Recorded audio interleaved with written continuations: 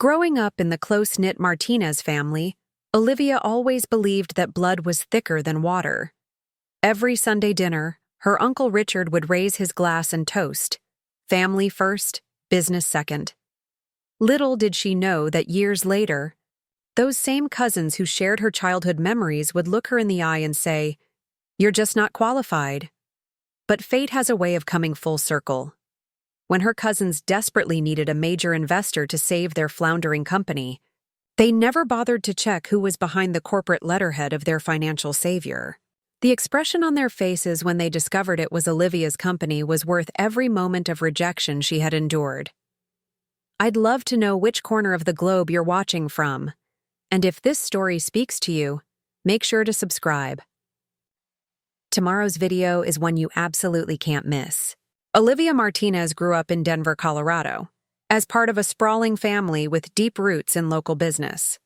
Her grandfather, Samuel Martinez, had started Martinez Construction in 1965 with nothing but a pickup truck and a toolbox. Through decades of honest work and reputation building, it had grown into Martinez Enterprises, a respected regional development company that handled everything from commercial construction to property management. The family business was the centerpiece of their identity.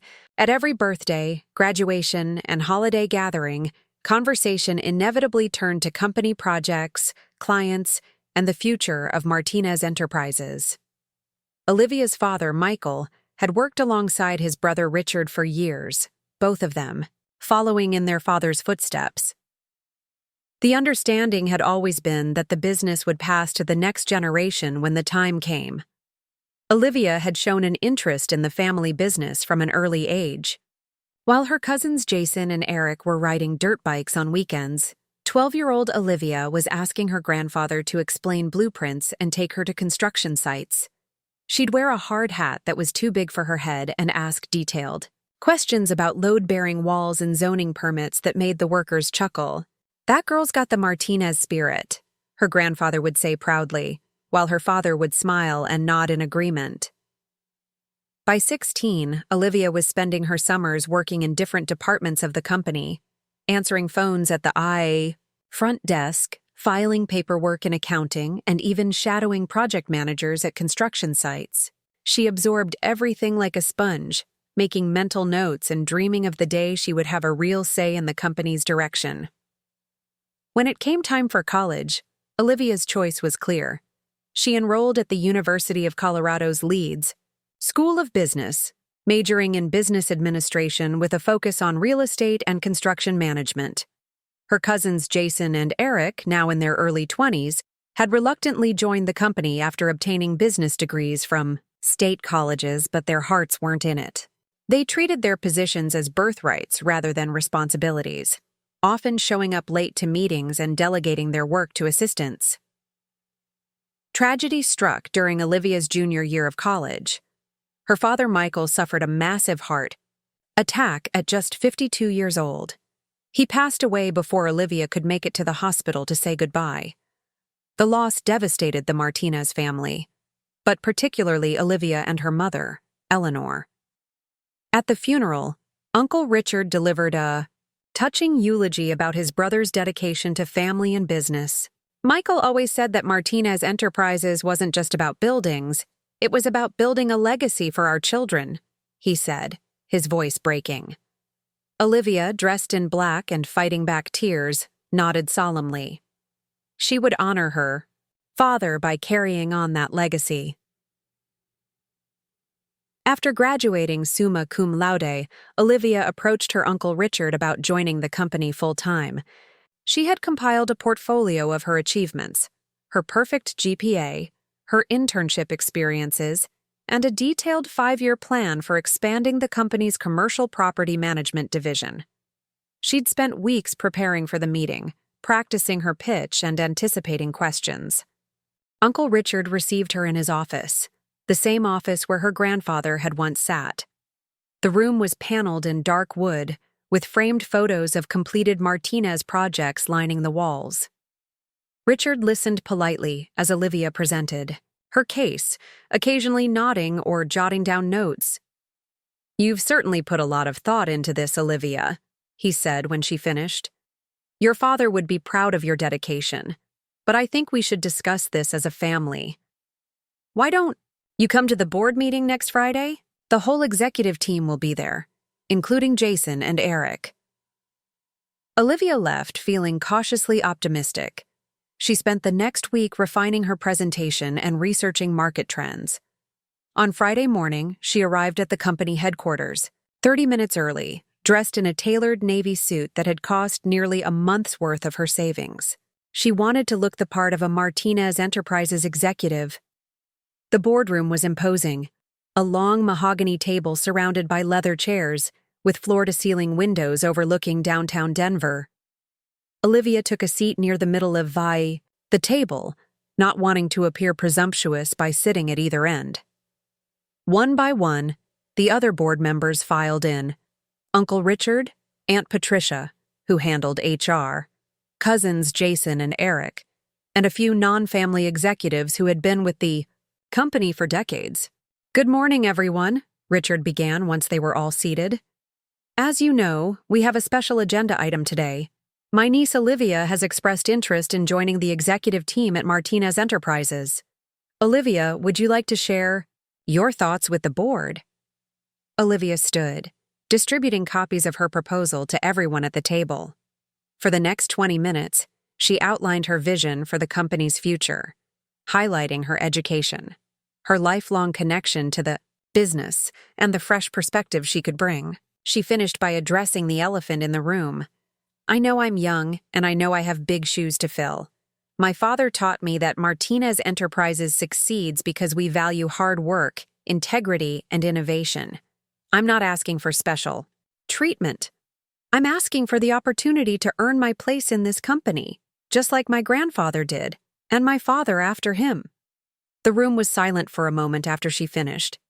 Then Jason cleared his throat. "That was a nice presentation, Liv," he said, using her childhood nickname in a way that suddenly felt patronizing. "But with all due respect, I think you're getting ahead of yourself. Eric and I have been working here full-time for 5 years. Now, we've put in the hours, learned the business from the ground up." "That's right," Eric chimed in. "This isn't something you can learn from textbooks. It's about relationships with contractors, with city officials, with clients. It's about understanding the Denver market, which changes every day." Olivia felt her cheeks growing hot. "I understand that, and I'm willing to learn. But I've been around this business my entire life. Having dinner with Grandpa and Dad doesn't qualify as experience," Jason interrupted, his tone sharper now. "Look, we all loved Uncle Mike, and we miss him every day. But that doesn't mean you automatically get a seat at this table." "No, one's saying you can't join the company," Richard interjected, his expression unreadable. "We're just suggesting that perhaps you start somewhere more appropriate for your experience level, maybe in marketing, or as an assistant project manager." Olivia looked around the table, seeking an ally. The non-family executives avoided her gaze, studying their notepads or suddenly finding the view outside. Fascinating.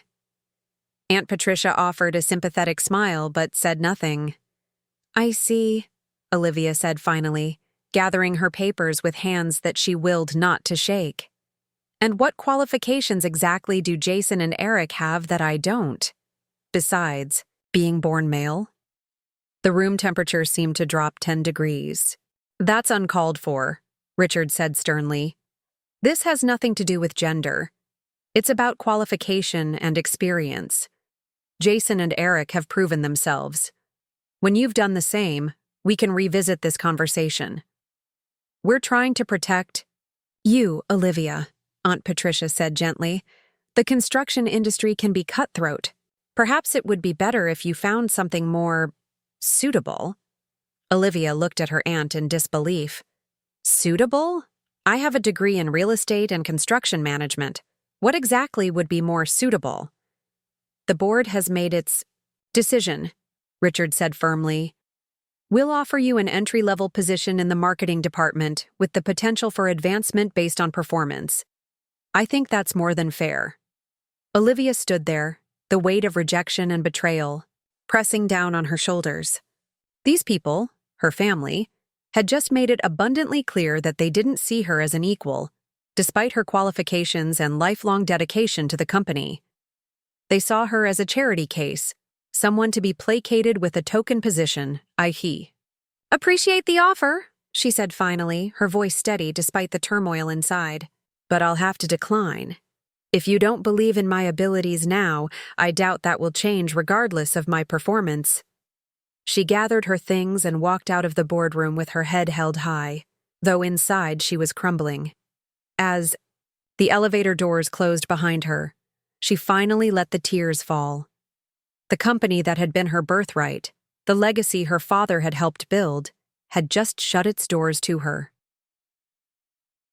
That night, Olivia sat in her apartment surrounded by tissues and takeout containers, wondering what to do next.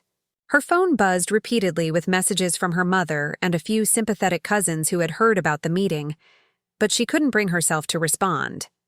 How could she explain that the family who had always preached, "Blood is thicker than water," had just shown her exactly how thin that blood could be? After a fitful night's sleep, Olivia woke up with clarity and determination. If Martinez Enterprises didn't want her, she would build something of her own, something that would make them regret their decision. She had her education, her savings, and most importantly, she had inherited her father's entrepreneurial spirit. Over the next few weeks, Olivia threw herself into research. The construction industry in Denver was booming, but she noticed a gap in the market. While big companies like Martinez Enterprises focused on large commercial projects, there was a growing demand for sustainable, eco-friendly residential renovations that the established players were ignoring. Olivia registered her new company, Green Frame Renovations, and began building a network of contacts. She reached out to former classmates, professors, and industry professionals she had met during her internships. She worked 18-hour days, developing a business plan, securing a small business loan, and renting a tiny office space in an up-and-coming neighborhood. A lot of love and effort went into bringing this story to life. If you're enjoying it, we'd be so grateful if you'd subscribe to our channel. Now, back to where we left off. Her first client came through a recommendation from Professor Jenkins, her favorite instructor from college. Mrs. Whitaker, a retired schoolteacher, wanted to renovate her 1920s bungalow to be more energy efficient without losing its historic charm. It was a small project by Martinez standards, but Olivia poured her heart and soul into it. She sourced reclaimed materials, hired skilled craftspeople who shared her vision, and personally oversaw every aspect of the renovation. When the project was completed, on time and under budget, Mrs. Whitaker was thrilled. She invited her friends for a home tour, and several of them immediately asked for Olivia's card. Word of mouth spread quickly. Green Frame developed a reputation for quality work, attention to detail, and a genuine commitment to sustainability. Within a year, Olivia had to move to a larger office and hire a staff of 10. By the end of the second year, Green Frame was handling multiple projects simultaneously and had been featured in a local magazine as one of Denver's companies to watch. Throughout this time, Olivia maintained a cordial but distant relationship with her extended family. She attended major holidays and celebrations, exchanging pleasantries with Uncle Richard and her cousins, but the wound of rejection remained unhealed. They would ask vague questions about her little company, clearly expecting her to fail, and she would provide equally vague answers about steady growth. What they didn't know was that Green Frame was more than steady. It was thriving. By the ET 5-year mark, Olivia had expanded beyond renovations into custom home building, with a focus on net-zero energy homes that produced as much energy as they consumed. The company had won several industry awards and was generating annual revenue. That would have impressed even her grandfather. Olivia's personal life had flourished alongside her business. She had met Nathan, an architectural engineer who shared her passion for sustainable building, at an industry conference. Their relationship had developed organically, built on mutual respect and shared values. They were now engaged and had recently purchased a historic home that they were renovating together as a showcase for Greenframe's capabilities. One evening, as Olivia was reviewing plans for an upcoming project, her phone rang. It was her mother, Eleanor. "Olivia, honey, have you heard the news about Martinez Enterprises?" Eleanor asked, her voice tinged with concern. "No. What news?" Olivia replied, setting down her pencil. "They're in trouble. Big trouble. The Westridge development, you know, that luxury condo complex they've been working on for the past 3 years. Apparently, there are serious structural issues. Construction has been halted, and they're facing multiple lawsuits. It's all over the business section." Olivia quickly pulled up the Denver Business Journal on her computer. The headline was stark. "Martinez Enterprises faces financial crisis amid construction scandal." The article detailed how corners had been cut on the prestigious Westridge development, resulting in foundation issues that would cost millions to rectify. Several investors had already pulled out, and the company's stock was plummeting. "That's unfortunate," Olivia said carefully, unsure how to feel. Part of her felt a twinge of satisfaction that the company that had rejected her was facing consequences for poor management. But another part, the part that remembered Sunday dinners, and her grandfather's pride in the Martinez name, felt genuine sadness. "Richard called me earlier," Eleanor continued. "He sounded desperate. They're looking for investors to help them weather this storm. He actually asked if you might be interested." Olivia nearly dropped her phone. "Me? After they made it clear? I wasn't qualified to be part of the company? People change, honey. Sometimes it takes a crisis to make them see what's been in front of them all along." Olivia thanked her mother for the information and promised to think about it. After hanging up, she sat in her office for a long time, watching the sunset over the Denver skyline. The Martinez Enterprises building was visible from her window, its once imposing silhouette now seeming somehow diminished. That night, Olivia discussed the situation with Nathan over dinner. "What are you thinking?" he asked, refilling her wine glass. Olivia sighed. "I'm thinking about a lot of things. About my dad, about what he would want me to do, about whether I'm motivated by revenge or genuine business interest, about whether Martinez Enterprises is salvageable at this point." "All valid considerations," Nathan nodded. "But ultimately, it's a business decision. Does investing in Martinez make sense for Greenframe? Would it align with our values and our long-term strategy?" The question lingered in Olivia's mind as she drifted off to sleep. By morning, she had made her decision. She would offer to invest in Martinez Enterprises, but not as Olivia Martinez. She would do it through Greenframe's corporate investment arm, which operated under the name Horizon Ventures. If her family wanted her money, they would have to earn it on the merits of their business proposal, not through family obligation. And in the process, they might learn a valuable lesson about judgment and preconceived notions. Olivia instructed her CFO to reach out to Martinez Enterprises, expressing interest in discussing potential investment opportunities. The message was carefully worded to sound like it came from a completely unrelated entity, mentioning that Horizon Ventures specialized in revitalizing troubled assets in the construction and development sector. The response came quickly. A meeting was scheduled for the following week at the Martinez Enterprises headquarters, the same building where, years earlier, Olivia had been told she wasn't qualified to join the family business. As she prepared for the confrontation that would inevitably occur, Olivia couldn't help but appreciate the perfect symmetry of the situation. Sometimes, life had a way of coming full circle. Cousins excluded me from family business. Not qualified. Then there saw. Major investor turned out to be my company. Part 2. The day of the meeting arrived with a crisp autumn chill in the Denver air. Olivia chose her outfit carefully. A charcoal gray power suit, emerald green blouse, and the diamond earrings her father had given her when she graduated college. She wanted to look impeccable, unshakable, professional, not personal. As Tesla pulled into the Martinez Enterprises parking lot, Olivia took a deep breath. She had instructed her CFO, David Wilson, to lead the meeting while she would play the role of financial analyst. David was in his 50s, with salt and pepper, hair and the kind of gravitas that commanded respect in boardrooms. No one would question his authority as the face of Horizon Ventures. "Ready for this?" David asked as they walked toward the entrance.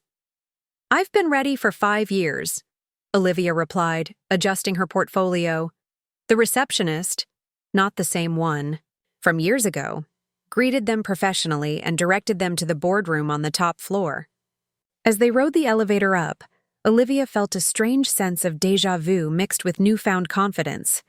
Last time she'd been in this building, she'd left in tears. Today would be different. When they entered the boardroom, Olivia immediately noticed the changes. The once immaculate space now had a tired, desperate energy.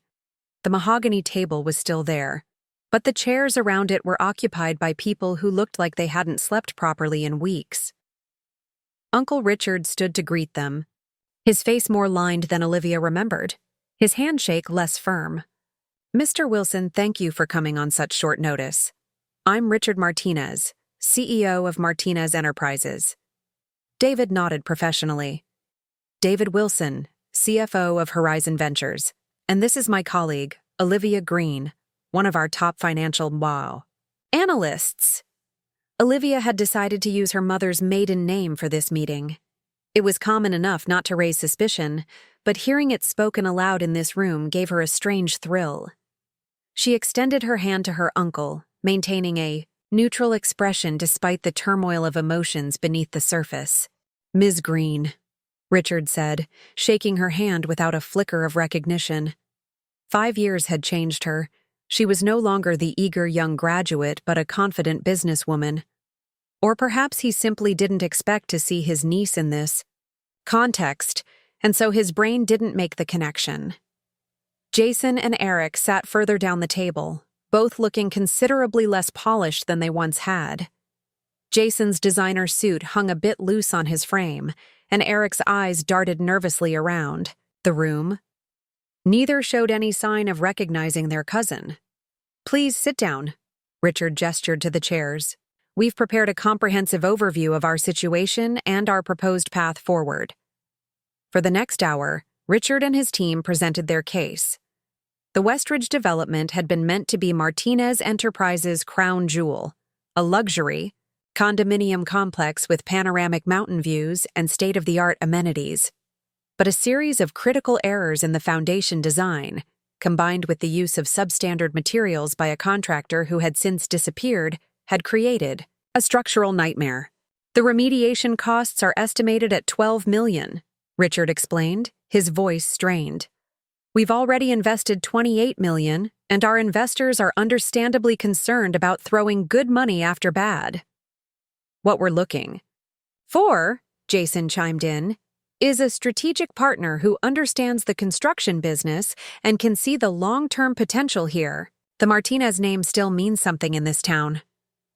Olivia listened intently, taking notes and occasionally asking pointed questions about specific decisions that had led to the current crisis. Each time she spoke, she could sense their surprise at her technical knowledge, but no one made the connection to the family member they had once dismissed. "What about your quality control processes?" she asked, directing the question to Eric. "It seems unusual that issues of this magnitude would go undetected until after construction was well underway." Eric shifted uncomfortably.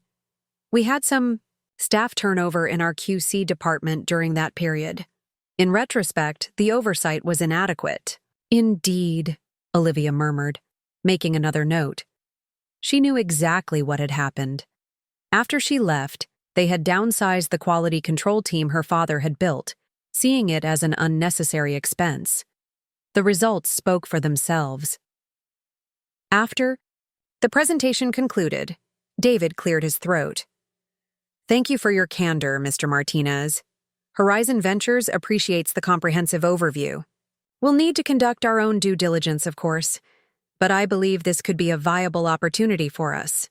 Relief washed over Richard's face. We'd welcome your team's analysis. How soon could you begin? Immediately, David replied. In fact, Ms. Green will be heading up our assessment team. She has extensive experience in construction and real estate evaluation. Richard turned to Olivia with new interest. Excellent. We'll provide whatever access and information you need, Ms. Green. Thank you, Olivia said smoothly. I'd like to start with a site visit to Westridge tomorrow, followed by a review of all project documentation, contractor agreements, and financial records for the past 3 years. Of course, Richard agreed eagerly. Jason will accompany you to the site, and Eric can help with the documentation you need. As the meeting concluded and handshakes were exchanged, Olivia felt a complex mix of emotions. Part of her had hoped for immediate recognition, for a dramatic moment of revelation. But another part, the businesswoman she had become, appreciated the opportunity to thoroughly assess the company before playing her hand. That evening, Nathan listened attentively as Olivia recounted the meeting over dinner at their favorite restaurant.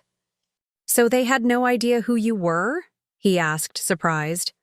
Olivia shook her head. Not a clue. I suppose I've changed more than I realized, or maybe they just never really saw me to begin with. What's your next move? She twirled pasta around her fork thoughtfully. I'm going to do exactly what I said.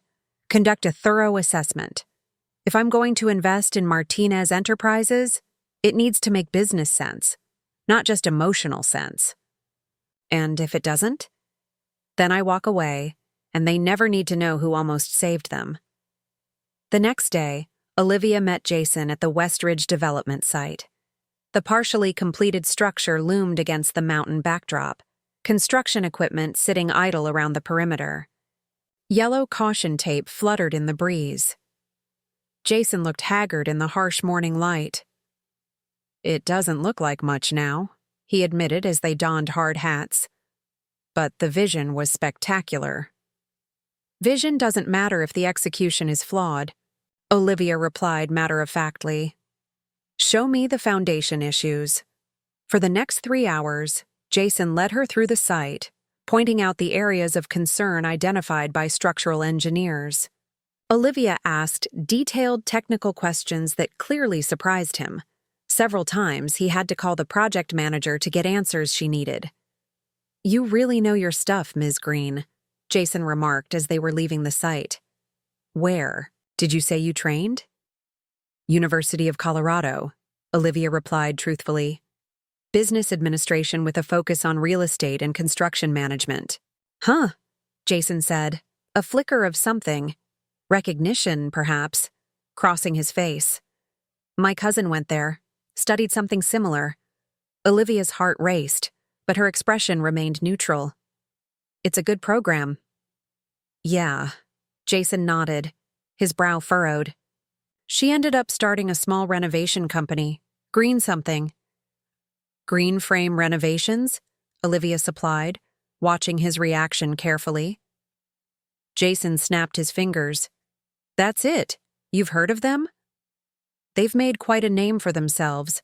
In sustainable building, Olivia said, enjoying the irony of the moment. Not so small anymore, from what I understand. Really? Jason seemed genuinely surprised. Last I heard, they were just doing kitchen remodels for old ladies. Olivia suppressed the urge to correct him. Perhaps you should update your information. The construction industry is changing rapidly. Companies that adapt to new demands like sustainability tend to thrive. Those that cling to outdated methods, well, they end up with situations like this. She gestured to the abandoned construction site. Jason's expression hardened slightly. Martinez Enterprises has been around for 60 years, Ms. Green. We've weathered challenges before. Past performance is not indicative of future results, Olivia replied coolly. Now, shall we head back to review those financial records? Next 2 weeks were a whirlwind of site visits, document reviews, and meetings with various Martinez Enterprises personnel. Olivia and her team, which included several Green Frame executives who were sworn to secrecy about her true identity, conducted a comprehensive analysis of the company's situation. The picture that emerged was grim. Beyond the Westridge disaster, there were systemic issues throughout the organization. Quality control had been sacrificed for speed, relationships with reliable subcontractors had been damaged by late payments, and the company had overextended itself financially to maintain the appearance of growth. On a Friday afternoon, Olivia sat in a small conference room at Green Frame headquarters with Nathan and David, reviewing their findings.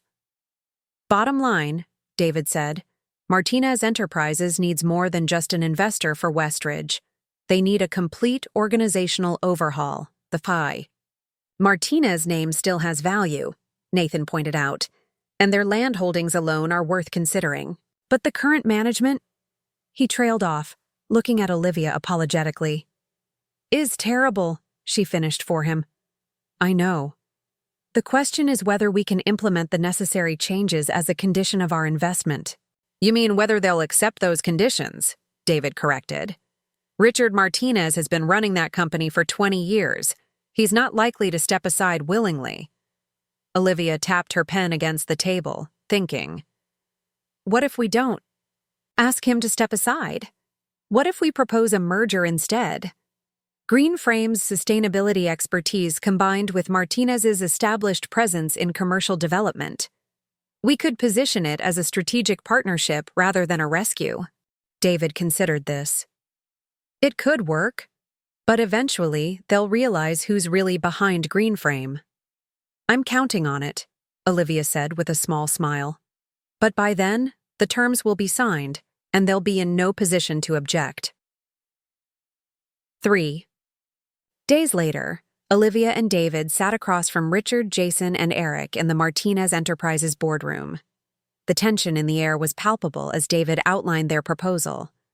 After careful consideration, Horizon Ventures is prepared to make a substantial investment in Martinez Enterprises, David began, his tone measured. "However, we believe that simply throwing money at the Westridge problem would be addressing a symptom rather than the underlying cause." Richard's expression tightened. "What exactly are you suggesting, Mr. Wilson?" "A strategic merger," David replied. "Not with Horizon directly, but with one of our portfolio companies that specializes in sustainable construction, Green Frame Renovations." The reaction was immediate. Jason's head snapped up, and Eric nearly knocked over his water glass. Richard maintained his composure, but a flush crept up his neck. "Green Frame?" Richard repeated. "They're a residential renovation company. We're in commercial development. I don't see the synergy." "That shows how out of touch you are with the market," Olivia interjected, her professional facade firmly in place. Green Frame completed its first commercial project 2 years ago, the Turner office complex downtown. They've since completed 7 additional commercial projects, all of which have received LEED Platinum certification. Furthermore, David continued, Green Frame's reputation for quality and sustainability would help rehabilitate the Martinez brand after the Westridge situation. Their expertise in eco-friendly building materials and methods could be applied to rectify the structural issues at the development, potentially at a lower cost than traditional methods. Richard's eyes narrowed as he studied Olivia. "And how exactly would this merger be structured? Who would control what?" Olivia slid a document across the table. "The details are all here, but in essence, Green Frame would acquire a 51% stake in Martinez Enterprises. Your family would retain 49% with guaranteed board positions. Day-to-day operations would be integrated, with leadership positions determined by merit and expertise." "This is unprecedented," Richard sputtered, flipping through the proposal. "Martinez has always been a family-controlled company." "And that family control has led you to the brink of bankruptcy," Olivia pointed out bluntly. "Sometimes an outside perspective is exactly what's needed." Jason was still staring at Olivia, his expression caught between confusion and dawning recognition. "Have we met before, Ms. Green? You seem familiar." Olivia met his gaze steadily. I don't believe so, Mr. Martinez, but I've done extensive research on your company over the past few weeks. Perhaps that's why I seem familiar with your operations. The meeting concluded with Richard promising to review the proposal with their board and legal team. As Olivia and David gathered their materials to leave, Richard asked to speak with Olivia privately for a moment. Once they were alone in the room, Richard fixed her with a penetrating stare. There's something about you, Ms. Green. Something I can't quite put my finger on. Olivia maintained her composure. I assure you, Mr. Martinez, everything about me and about this proposal is completely transparent. I suggest you focus on the opportunity in front of you, rather than on hunches. Richard nodded slowly. One question, then. Why is Greenframe interested in Martinez? There must be dozens of distressed construction companies they could acquire, for far less trouble. For a moment, Olivia was tempted to reveal everything, to watch the shock spread across his face as he realized the niece he had dismissed was now holding his company's fate in her hands. But the time wasn't right. The sweetness of victory would be greater if they signed the agreement first, binding themselves legally before the truth came to light. Greenframe's founder has a particular interest in family businesses, she said, instead, choosing her words carefully. Something about honoring legacies while building toward the future. You'd have to ask her for the specifics. I intend to, Richard replied. If we move forward with this, I'll want to meet with this founder directly, not through intermediaries. Olivia smiled. I'm sure that can be arranged. She's quite looking forward to meeting you as well. As she walked out of the Martinez building for the second time in her life, Olivia felt a profound sense of accomplishment. 5 years ago, she had left in tears, rejected and underestimated. Today, she left with the upper hand, holding the power to save or sink the family business that had once shut its doors to her. Nathan was waiting in the car. How did it go? They're suspicious but desperate, Olivia replied, buckling her seatbelt. They'll agree to the terms. And then what? Olivia gazed out the window at the city skyline, where both the Martinez and Greenframe buildings stood as testaments to two different visions of success. Then comes the part where they learn that the person they deemed not qualified is the only one qualified to save them. The Martinez Enterprises board took exactly 1 week to deliberate on the Greenframe proposal. During that time, Olivia focused on her company's ongoing projects, but her mind frequently drifted to the upcoming decision.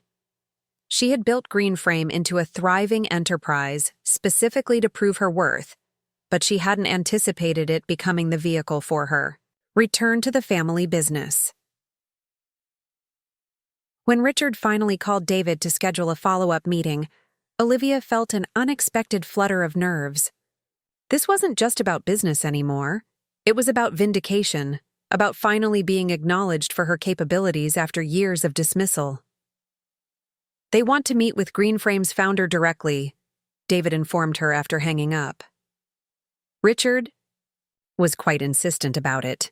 Good, Olivia nodded decisively. It's time. The meeting was set for Friday afternoon at Greenframe's headquarters, Olivia's territory. She spent the morning reviewing the final merger documents with her legal team, ensuring every detail aligned with her vision for the combined companies. She had also prepared a comprehensive integration plan that would preserve the best elements of both organizations while addressing the systemic issues at Martinez. At precisely 2 o'clock, the receptionist announced the arrival of the Martinez delegation. Olivia straightened her emerald green blazer, the same color she'd worn to their last meeting, a subtle hint they had missed, and nodded to her assistant.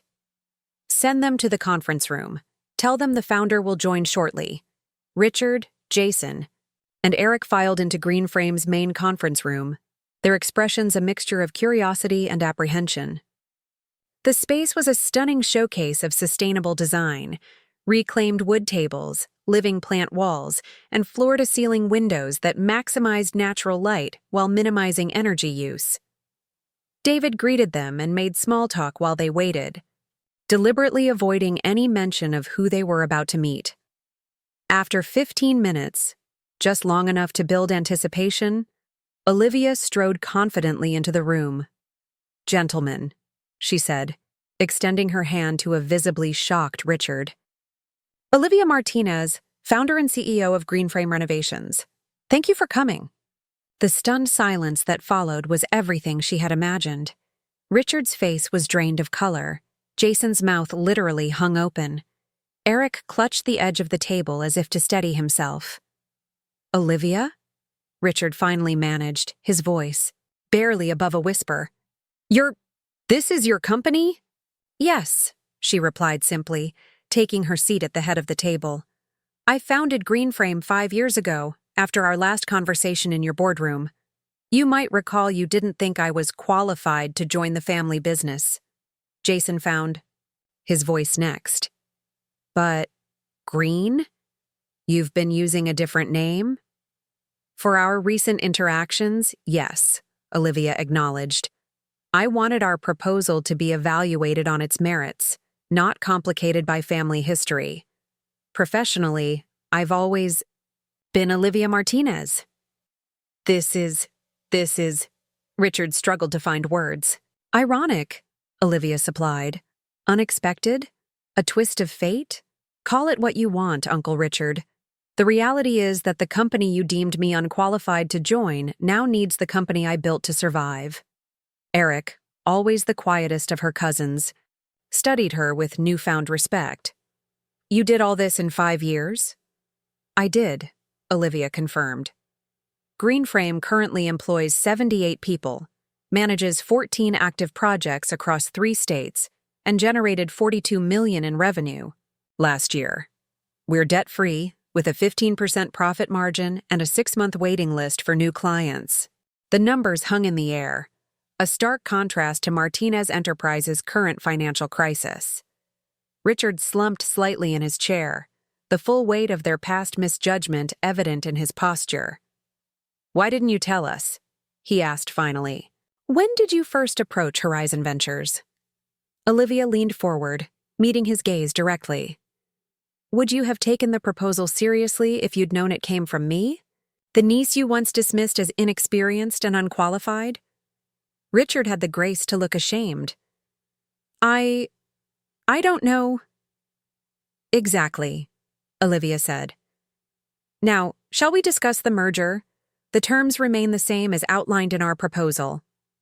Greenframe acquires 51% of Martinez Enterprises, with integration of operations under unified management." Jason, recovering from his initial shock, straightened his tie nervously.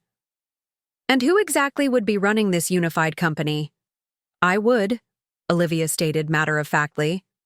"As CEO of the majority shareholder and the person with the proven track record of building a successful, sustainable construction business."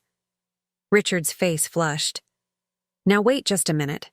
I've been running Martinez Enterprises for 20 years. You can't just—" "I can," Olivia interrupted firmly. "And I will. This isn't personal vendetta, Uncle Richard. This is business.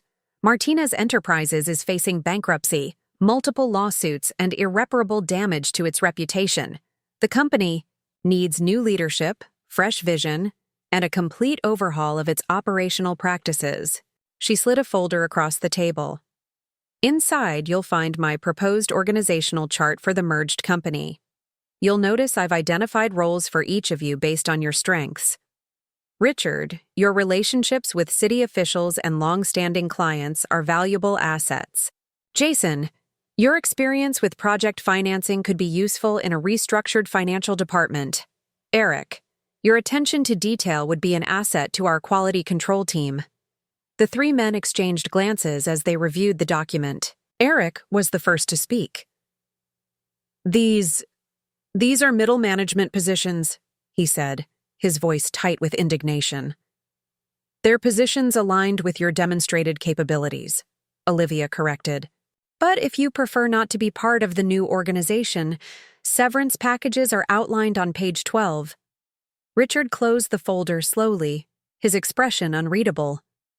"You've thought of everything, haven't you?" I've had 5 years to think about it, Olivia replied evenly.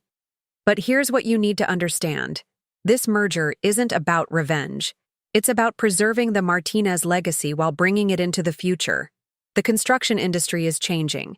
Sustainability isn't just a buzzword. It's an economic imperative. Greenframe has the expertise to transform Martinez projects like Westridge into showcases of modern, efficient building practices. She paused, allowing her words to sink in. The Martinez name still means something in this town.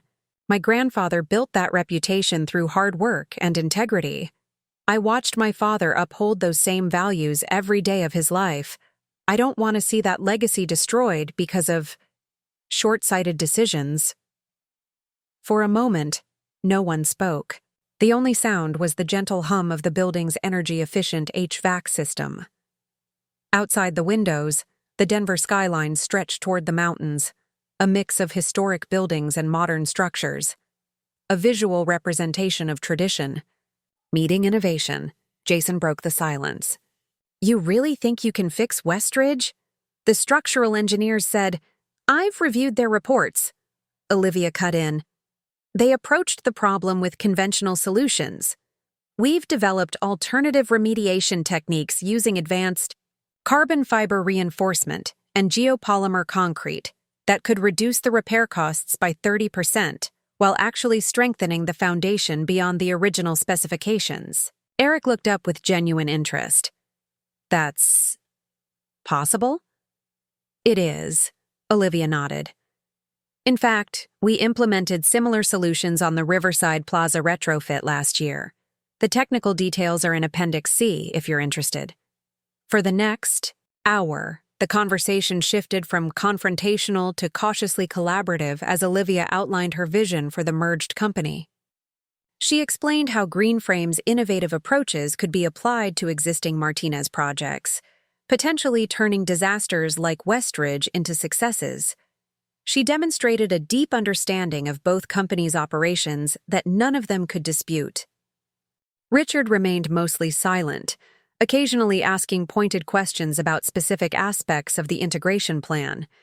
His initial shock had given way to what appeared to be reluctant admiration. As the meeting drew to a close, Olivia laid out the timeline for finalizing the merger. We can have the papers signed by next Wednesday, begin integration immediately, and announce the merger to employees and the public the following week. Our PR team has prepared statements that emphasize the strengths of both companies and position this as a forward-thinking alliance rather than a rescue operation. You've really planned for every contingency, Jason remarked, shaking his head in disbelief. That's what qualified people do, Olivia replied, the faintest edge to her voice. After they departed, with a tentative agreement to proceed according. To Olivia's timeline, she remained alone in the conference room, gazing out at the view. The Martinez Enterprises building was visible in the distance, its stone facade a stark contrast to Greenframe's sleek glass and sustainable timber design. Nathan found her there 20 minutes later. How did it go? He asked, sliding into the chair beside her. About as expected, Olivia replied. Shock, denial, anger, bargaining. They moved through the stages of grief pretty efficiently. And acceptance? They're getting there, she said with a small smile. They don't have much choice. Nathan studied her face. How do you feel about it? Really? Olivia considered the question carefully. Vindicated, yes, but also sad, in a way. I keep thinking about what my dad would make of all this.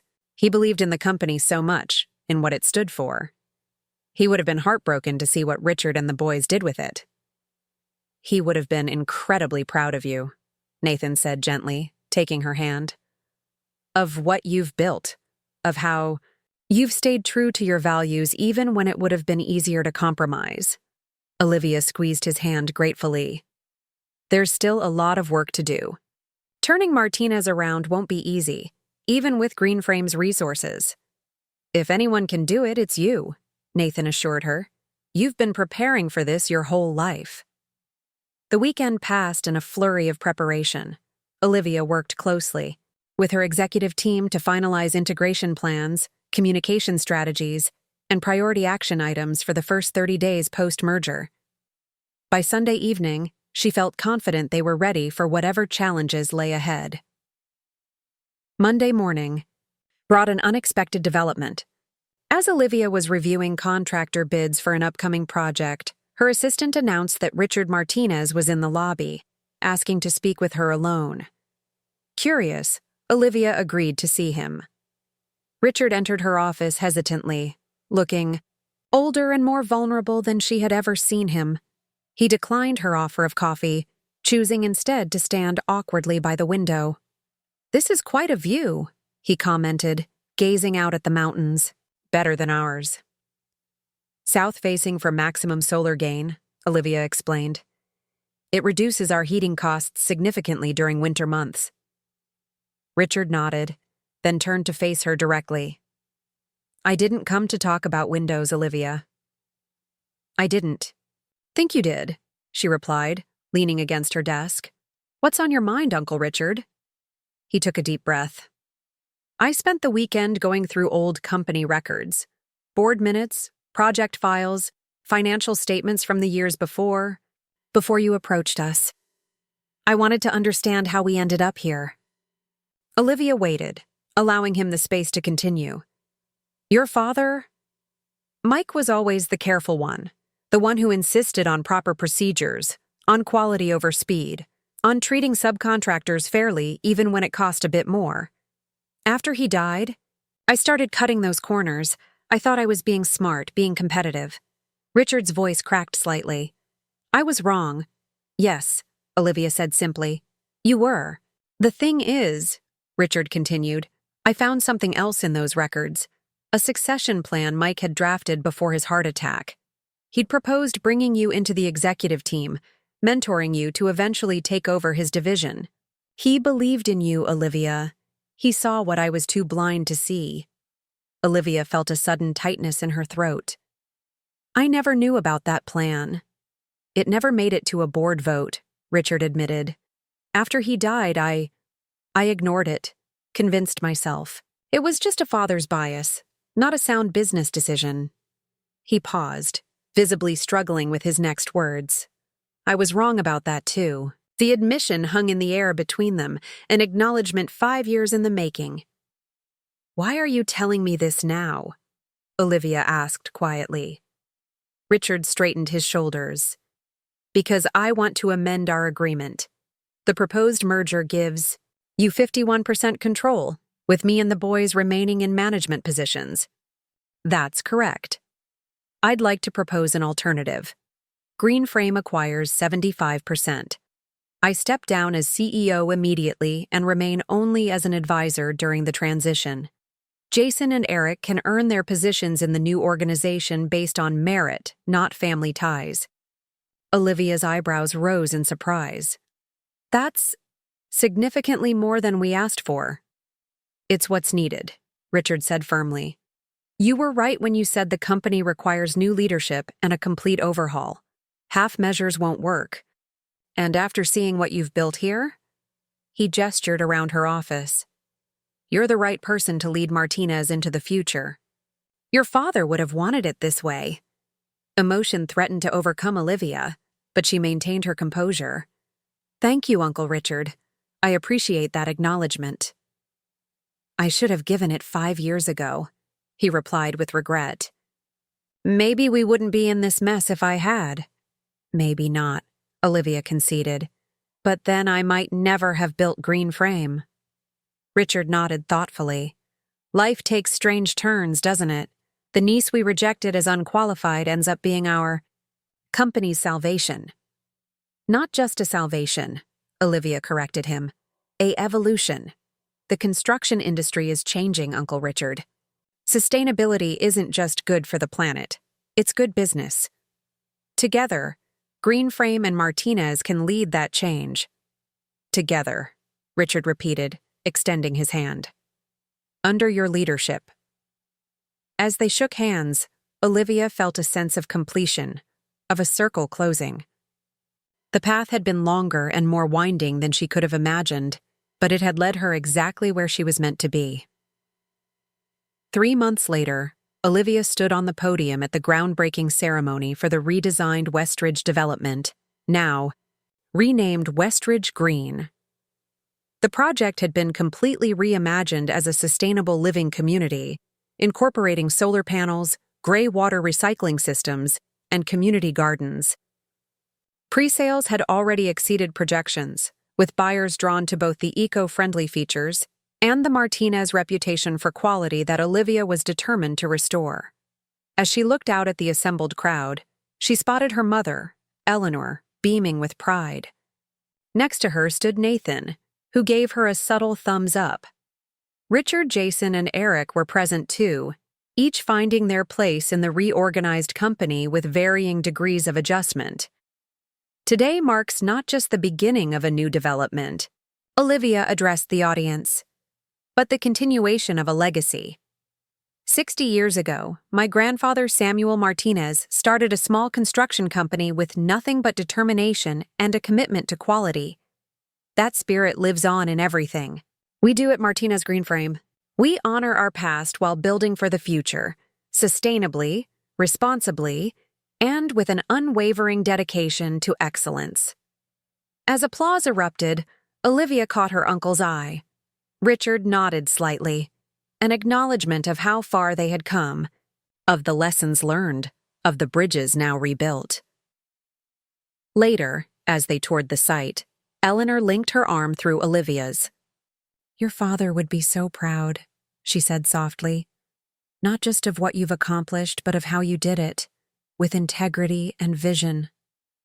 "I wish he could see it," Olivia replied, gazing at the mountains beyond the construction site. The same mountains her grandfather had viewed when he first dreamed of building in Denver. "He can," Eleanor assured her. "And I think he's smiling at the irony of it all. His daughter, once deemed not qualified, is now leading the company into its most successful era yet." Olivia smiled. "Life does have a sense of humor, doesn't it? And justice," Eleanor added with a wink. "Don't forget justice." As they walked among the staked outlines of what would become innovative, sustainable homes, Olivia reflected on the journey that had brought her here.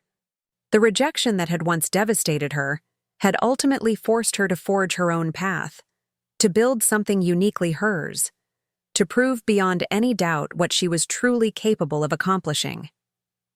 Sometimes being excluded from one door was the universe's way of pushing you toward a better one you were always meant to open. 1 year after the merger, the newly formed Martinez Greenframe was celebrating its most successful quarter to date.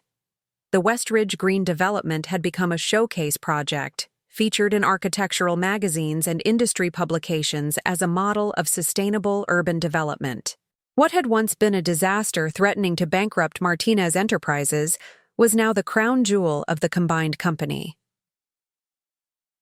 On a crisp autumn morning, Olivia sat in her office reviewing the quarterly reports with a sense of quiet satisfaction. The transition hadn't been seamless, organizational integrations never were, but the results spoke for themselves. Revenue was up 28% year over year, employee satisfaction scores had improved dramatically, and they had just secured their largest contract yet: a sustainable corporate campus for a major tech company expanding into Denver. A knock on her door interrupted her thoughts. Jason stood in the doorway, a stack of folders under his arm.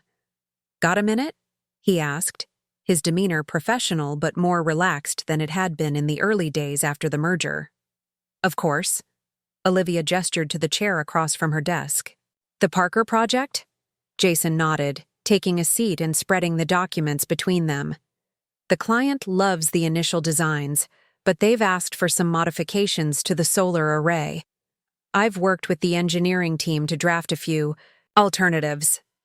As they reviewed the options, Olivia marveled at the change in her cousin. Jason had initially struggled to accept his new position in the reorganized company, his pride wounded by the demotion from executive to project finance manager. But over time, freed from the pressure of running a company he wasn't equipped to lead, he'd found his niche. His analytical mind and attention to financial detail made him an asset in evaluating project feasibility and maximizing returns.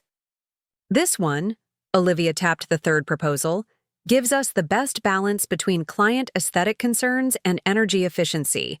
The increased upfront cost is offset by the projected energy savings within 7 years. That was my assessment, too, Jason agreed, surprising her. A year ago, he would have automatically pushed for the cheapest option. I'll get the revisions back to the design team this afternoon. As he gathered the documents, Jason hesitated. There's something else I wanted to discuss, something personal. Olivia leaned back in her chair. Their professional relationship had improved considerably, but personal conversations were still rare and awkward. Go ahead. I wanted to apologize, Jason said, meeting her eyes with visible effort. For how we treated you back then, for what I said in that boardroom 5 years ago. You were right. We judged you unfairly. Thank you, Olivia said simply. That means a lot. It took a while for my ego to accept it, Jason admitted with a self-deprecating smile. But watching you run this company, seeing the respect you command from the team, the vision you have, it's been educational. Uncle Mike saw something in you that the rest of us missed. He was a good judge of character, Olivia agreed. And, for what it's worth, you've proven yourself valuable to this company too, Jason. Your work on the financial restructuring of the Westridge project was exceptional. A flash of genuine pride crossed his face. Thanks, it feels good to actually earn recognition instead of just expecting it because of my last name. After Jason left, Olivia found herself reflecting on how far they had all come. Eric, too, had found his footing in the new organization. His meticulous nature, once constrained in an executive role he wasn't suited for, flourished in the quality control department. He'd implemented a rigorous inspection protocol that had virtually eliminated the construction defects that had plagued Martinez's previous projects. Uncle Richard had perhaps undergone the most dramatic transformation. After stepping down as CEO, he had taken on an advisory role focused on client relations. Freed from operational responsibilities, his natural charm and decades of industry connections became valuable assets rather than covers for mismanagement. He had become an unexpected ally in Olivia's efforts to rebuild the Martinez reputation. The company phone buzzed, interrupting her thoughts. Ms. Martinez? Your 2 o'clock is here. The Sustainability Leadership Council? Send them in, Olivia confirmed, straightening her blazer as she stood to greet the visitors. The meeting with the Sustainability Leadership Council, a consortium of environmentally focused businesses in Colorado, was the culmination of months of preparation. Martinez Greenframe was being considered for their annual Innovation Award, a prestigious recognition that would further cement the company's position as a leader in sustainable construction. As Olivia guided the council representatives through a presentation of their recent projects, emphasizing the measurable environmental impacts and community benefits, she couldn't help but feel a surge of pride. This wasn't just about business success anymore. It was about transforming an industry, about proving that profitability and environmental responsibility could go hand in hand. Later that afternoon, Olivia drove to meet Nathan at the model home in Westridge Green. They had planned a quiet dinner to celebrate their 3rd anniversary, but first, she wanted to show him the completed unit. Though he had been involved in the design phase, he hadn't seen the finished product with all its furnishings and technology integrations. The development had transformed dramatically since that first site visit with Jason a year ago. Where once stood abandoned construction equipment and caution tape, now sprawled a vibrant community taking shape. The first phase of homes was complete, with residents already moved in. Community gardens flourished between buildings, solar panels gleamed on rooftops, and electric vehicle charging stations dotted the parking areas. Nathan waited for her at the entrance to the model unit, his face lighting up as she approached. After 3 years together, his smile still made her heart skip. "Ready to see what our team's created?" she asked, taking his hand. "Lead the way, CEO." he replied with a playful bow. The model home was a masterpiece of sustainable design, floor to ceiling. Triple-paned windows maximized natural light while maintaining efficient insulation. The kitchen featured energy-efficient appliances and countertops made from recycled materials. A central touchscreen controlled the smart home systems, allowing residents to monitor and adjust their energy usage in real time. "It's even better than the renderings," Nathan murmured, running his hand along a wall made of cross-laminated timber. As an architectural engineer, he appreciated the technical innovations, but even he seemed impressed by how the various elements came together to create a space that was both environmentally conscious and beautifully livable. "The best part," Olivia said, leading him to the rooftop terrace, "is this view." They stepped out onto the terrace, where native plants grew in containers constructed from reclaimed materials. Before them stretched the Denver skyline, with the mountains rising majestically beyond. The setting sun cast a golden glow over the scene, highlighting the contrast between the city's historic buildings and modern towers, tradition and innovation coexisting in the landscape. "This is where I asked your father to build," a voice said behind them. Olivia turned to find her mother, Eleanor, stepping onto the terrace. "Mom, what are you doing here?" Eleanor smiled, embracing her daughter and then Nathan. "I hope you don't mind the intrusion on your anniversary plans. I wanted to see the finished model, and Nathan suggested I might join you for a toast before you two go to dinner." "Of course I don't mind," Olivia assured her. "What did you mean about asking Dad to build here?" Eleanor gazed out at the view. "This ridge, Grandpa Samuel considered buying this land back in the 1970s, but he thought it was too far from the city center to be viable. Years later, your father and I would drive up here sometimes, just to enjoy the view.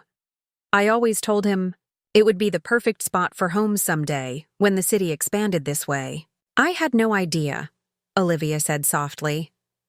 "Life has a funny way of coming full circle," Eleanor observed.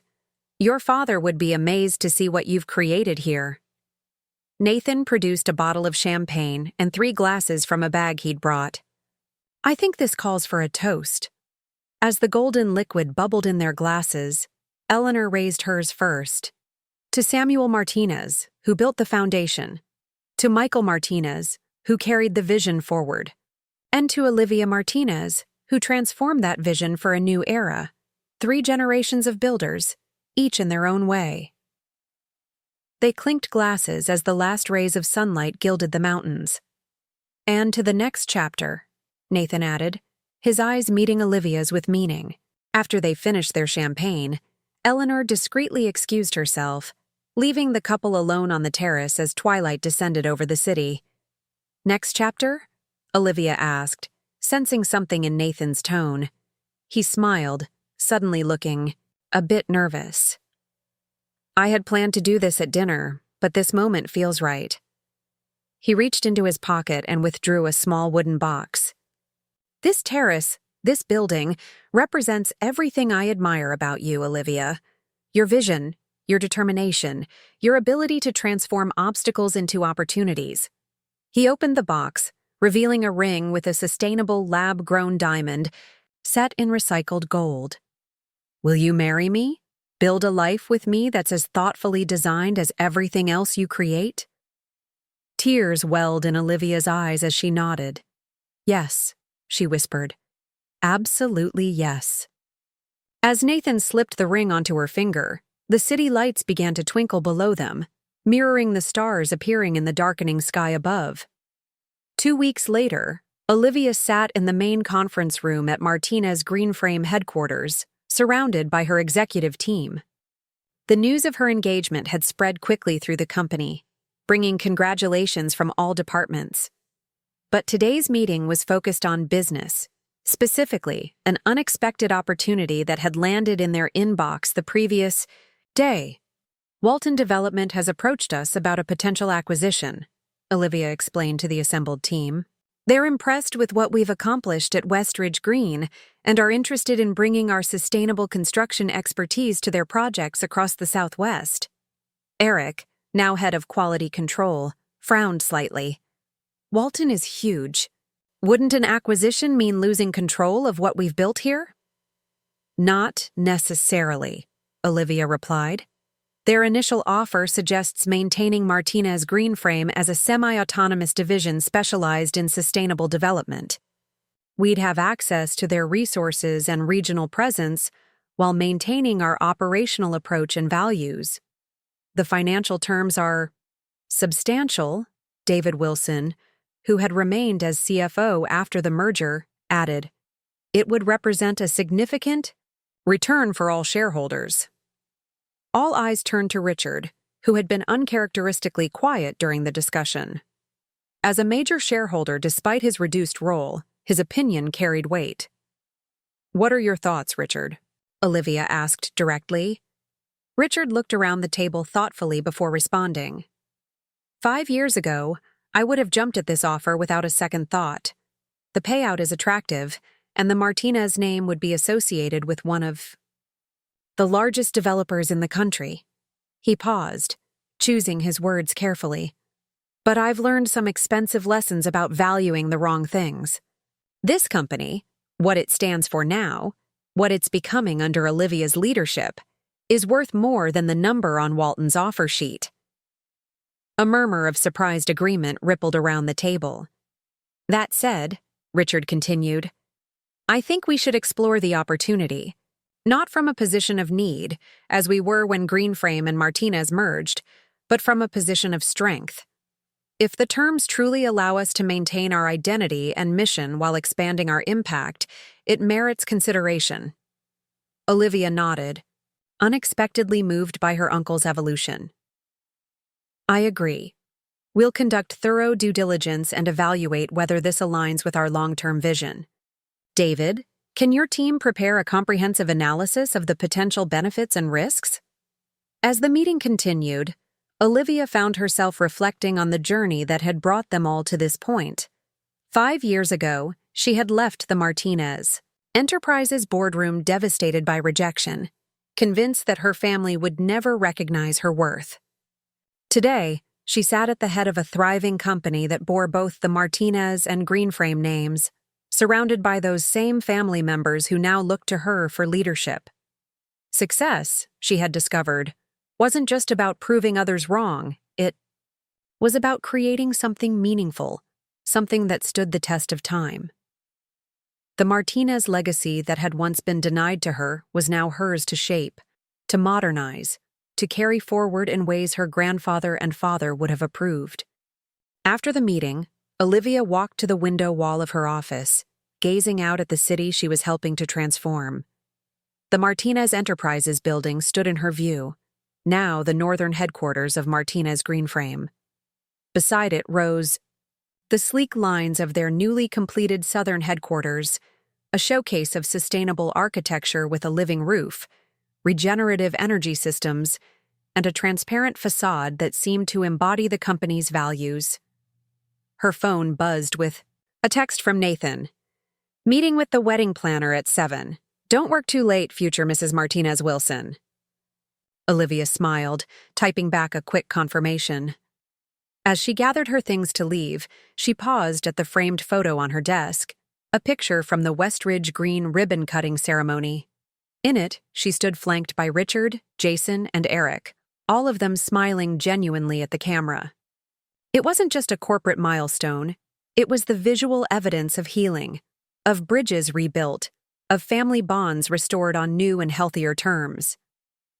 Another photo beside it showed her with her father at her college graduation, his arm around her shoulders, his face beaming with pride. You're going to do amazing things, Liv, he had told her that day. The construction world isn't ready for Olivia Martinez. How right he had been, though not in the way either of them had imagined. Olivia switched off her desk lamp and headed for the elevator. Tomorrow would bring new challenges, new opportunities, new decisions to make. The potential Walton acquisition would require careful consideration. Wedding plans needed attention. The Parker Project solar array modifications awaited approval. But tonight, she would simply celebrate how far she had come. From the devastated young woman crying in her car after being told she wasn't qualified, to the CEO whose company had not only saved the family business, but elevated it to unprecedented heights. Sometimes the most satisfying victories were the ones you never planned, the ones that evolved naturally from simply proving your worth and letting the results speak for themselves. 18 months after the Walton development proposal, Olivia stood on the balcony of her hotel suite in Seattle, watching raindrops trace patterns on the glass barrier. The cloudy Pacific Northwest sky couldn't dampen her spirits as she prepared for the day ahead, the official opening of Martinez Green Frame's first project outside the Rocky Mountain region. The journey to this expansion had been unexpected. After thorough evaluation, they had declined Walton's acquisition offer, determining that maintaining their independence was crucial to preserving their values and approach. However, the discussions had opened doors to new markets and opportunities, including a partnership with a Seattle-based developer eager to incorporate sustainable building practices into the rapidly growing tech corridor. A knock at the door interrupted her thoughts. Nathan entered, already dressed in a charcoal suit that complemented his auburn hair. The simple gold band on his left hand caught the light as he handed her a coffee. "The advance team says everything's ready at the site," he reported, joining her at the balcony. "Media started arriving about 20 minutes ago." Olivia sipped her coffee, enjoying the momentary calm before the day's activities. "Hard to believe we're here, isn't it? 3 years ago, we were focused on saving one project in Denver. Now we're cutting ribbons in Seattle. With your vision and Martinez's determination?" "I'm not surprised at all," Nathan replied, kissing her temple. "Though I admit the speed has been impressive." Their wedding 6 months earlier had been an elegant but understated affair, held at the community center in Westridge Green. The venue choice had raised some eyebrows among Denver's elite, who had expected the CEO of Martinez Green Frame to choose a more prestigious location. But for Olivia, celebrating the development that symbolized her company's rebirth felt appropriate. The ceremony had brought together employees from both the original companies, now unified under singular leadership and purpose. Richard had given a surprisingly emotional toast, acknowledging how far they had all come from the days of rivalry and rejection. Even Jason and Eric had seemed genuinely happy for her, their initial resentment having gradually transformed into respect. "We should head downstairs," Olivia said, glancing at her watch. "The car will be waiting." As they rode to the project site, an innovative mixed-use development called the Canopy, Olivia reviewed her speaking notes. The project featured cutting-edge sustainability elements including the largest living wall in the Pacific Northwest, a rainwater harvesting system that supplied all non-potable water needs, and modular construction techniques that had reduced build time by nearly 30% while minimizing waste. The location was strategic, situated between Seattle's established business district and its burgeoning tech hub. The commercial spaces had already been leased to a mix of established corporations and promising startups, all attracted by the building's environmental credentials and the cachet that came with a Martinez Green Frame address. When they arrived, Olivia was pleased to see the substantial crowd gathered despite the persistent drizzle. Local officials, business leaders, environmental advocates, and curious Seattle residents mingled under a canopy of umbrellas. A podium had been set up near the building's distinctive entrance, where a living wall of native ferns and flowering plants created a dramatic green backdrop even in the gray weather. As Olivia made her way through the crowd, she was stopped repeatedly by well-wishers and congratulations. The Martinez Green Frame name had become synonymous with innovative, sustainable construction, earning respect not just in Denver, but across the industry nationally. "Ms. Martinez," called a voice she recognized. Turning, she saw Stephanie Chen, a journalist who had covered the company's rise for Architectural Digest. "Quite a leap from Colorado to the Pacific Northwest. Any challenges adapting your approach to this climate?"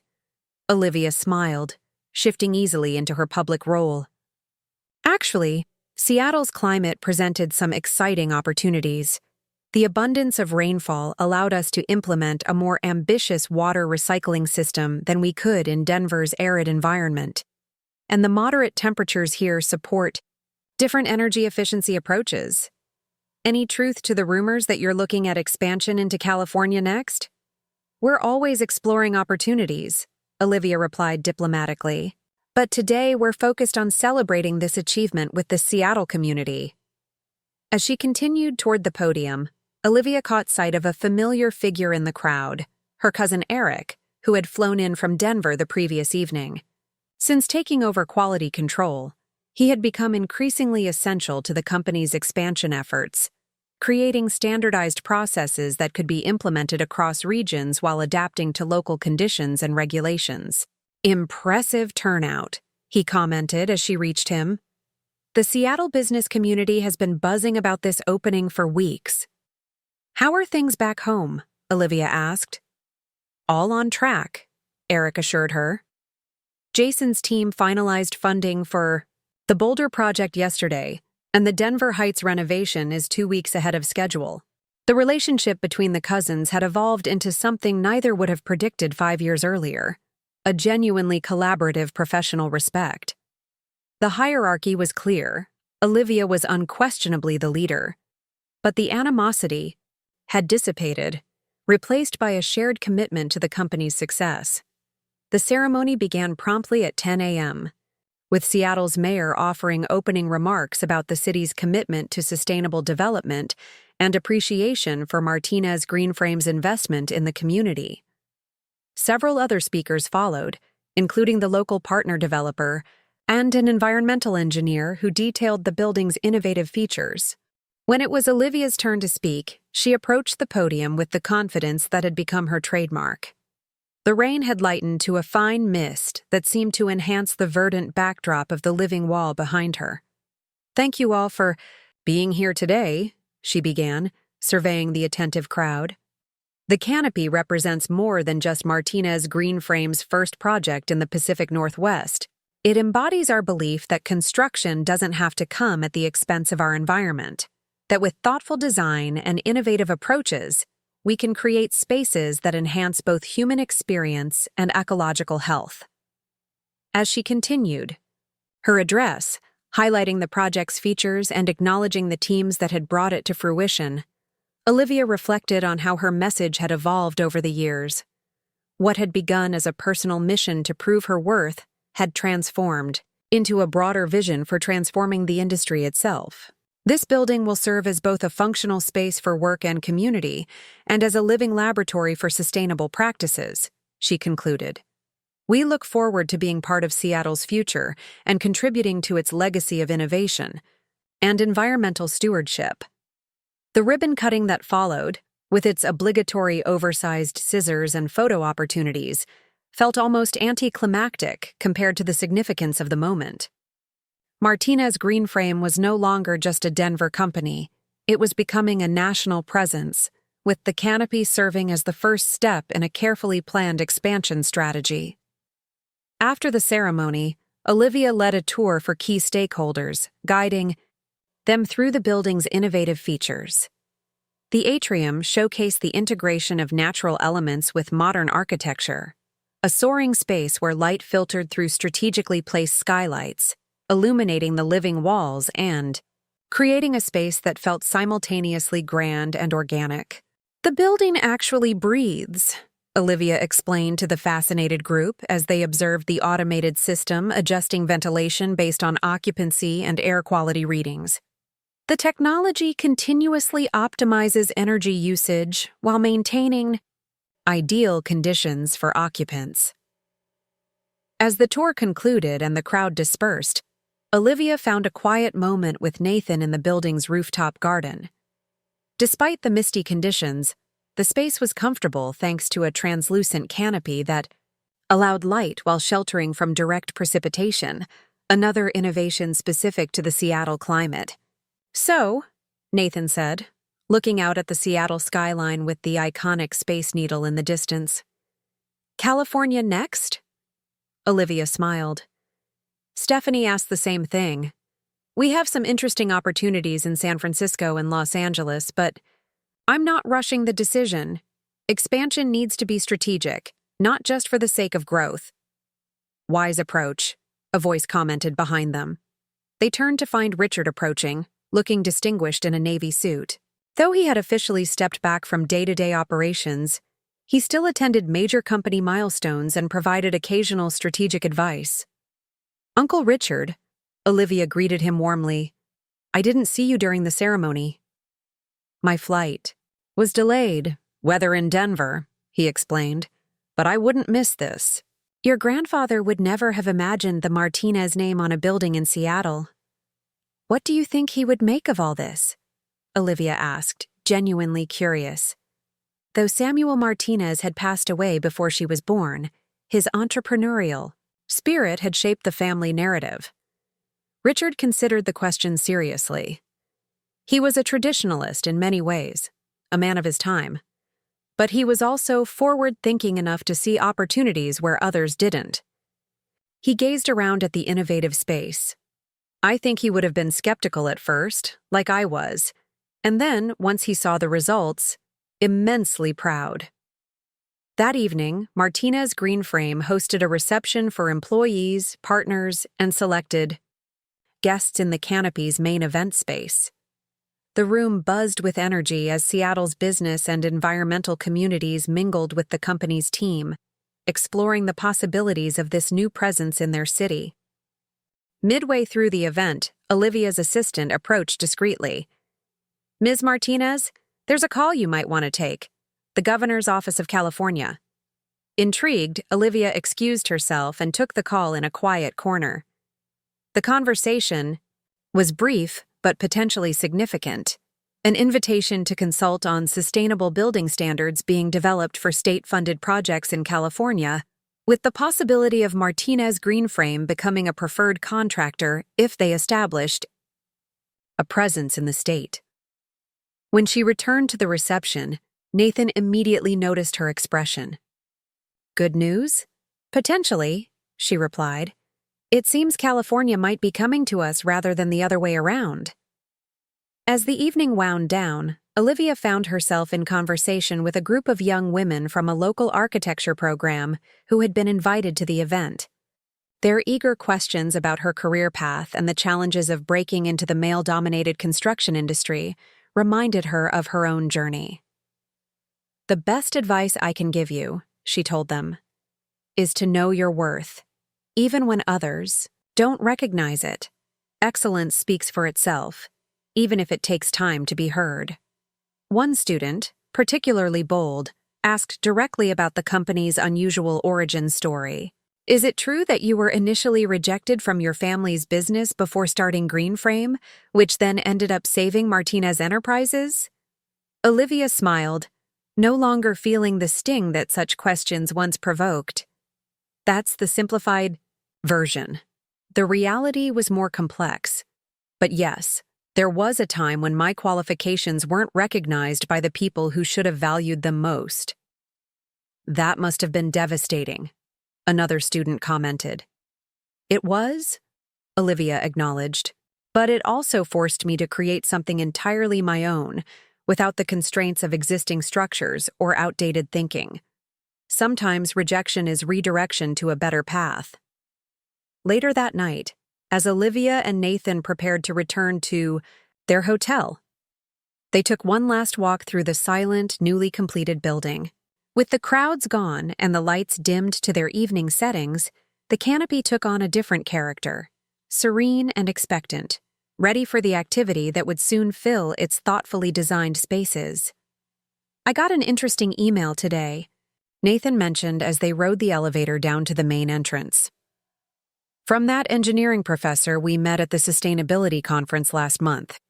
He's developed a new composite material that could reduce concrete usage by up to 40% while maintaining structural integrity. I want to know if we'd be interested in being the first to implement it commercially. Send me the details, Olivia replied, her mind already considering the possibilities. Innovation was the lifeblood of their company, the element that kept them ahead of competitors who were increasingly trying to mimic their success. If it's viable, we could pilot it in the Boulder Project, As they stepped out into the Seattle night, now clear after the day's rain, the illuminated facade of the canopy glowed softly behind them, a beacon of sustainable innovation in the urban landscape. 5 years, Nathan mused as they walked toward their waiting car. From being told you weren't qualified to opening buildings across multiple states, quite a journey. And it's just beginning, Olivia replied, her gaze lifting to the stars now visible above the city lights. The construction industry has operated the same way for decades. What we're doing here, it's just the foundation of what's possible. The following morning, before their flight back to Denver, Olivia received an unexpected visitor in the hotel lobby, an elderly gentleman who introduced himself as Raymond Foster. My father was Samuel Martinez's first business partner, he explained, as they sat in a quiet corner. They worked together for about 5 years before going their separate ways. I followed your company's evolution with interest. Olivia was intrigued. This was a piece of family history she hadn't known. I'd love to hear more about their partnership. Raymond smiled, his weathered face creasing with the memory. They were an odd pair, Samuel with his boundless energy and big dreams, my father with his cautious, methodical approach. The partnership dissolved when they disagreed about expansion. Samuel wanted to grow quickly, take on bigger projects. My father preferred to stay small, focus on quality over quantity. That sounds familiar, Olivia commented, thinking of the company's current expansion discussions. Here's the interesting part, Raymond continued. My father always regretted not supporting Samuel's vision. He watched from the sidelines as Martinez Construction grew into something significant, while his own company remained modest. Before he died, he told me his biggest business lesson was learning too late that cautious growth and bold vision aren't mutually exclusive, that with the right systems and people, you can maintain quality while expanding your impact. The conversation gave Olivia much to contemplate during the flight home. The parallels between past and present were striking, the tension between tradition and innovation, between cautious growth and bold expansion. The difference was that she now stood in a position to integrate these seemingly opposing forces, to honor the Martinez legacy while transforming it for a new era. As the plane descended toward Denver, the familiar Rocky Mountain skyline came into view. To the east lay the city where her grandfather had started with a single pickup truck and toolbox. To the west, the mountains that had always represented possibility and perspective. And below, a landscape increasingly shaped by the company she had built from rejection and determination.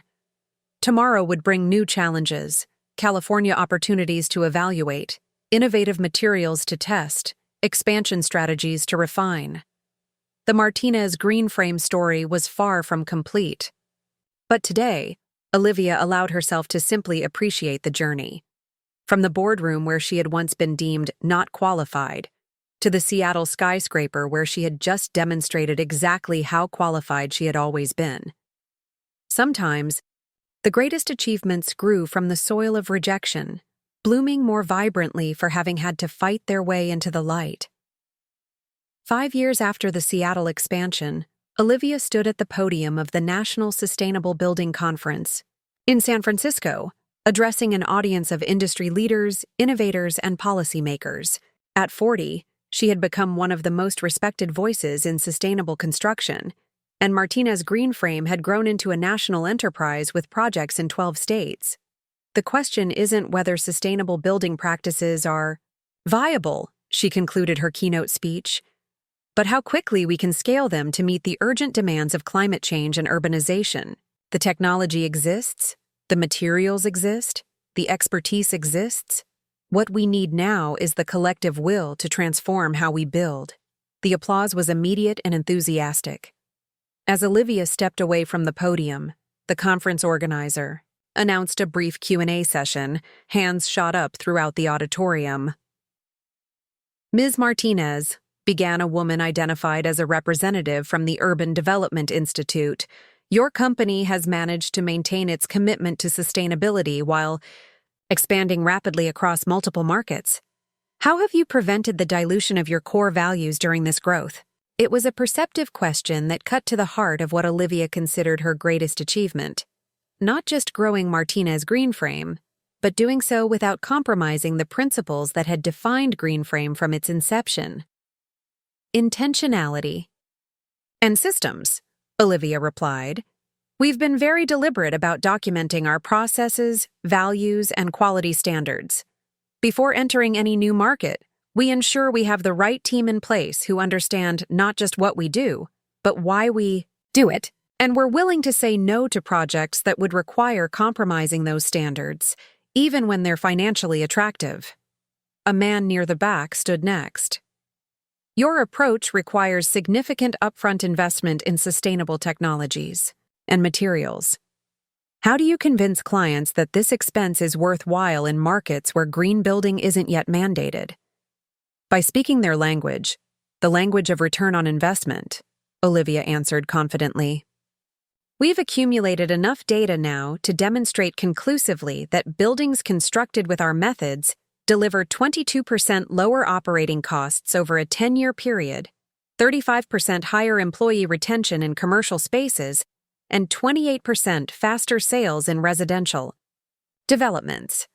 Sustainability isn't just environmentally responsible, it's economically advantageous. After fielding several more questions, Olivia concluded the session and was immediately surrounded by attendees eager to exchange cards and explore potential collaborations. These post-presentation conversations often yielded the most interesting opportunities, and she had learned to allocate time for them in her schedule. As the crowd gradually thinned, a familiar face approached, Jason, who had been sitting in the back of the auditorium throughout her presentation.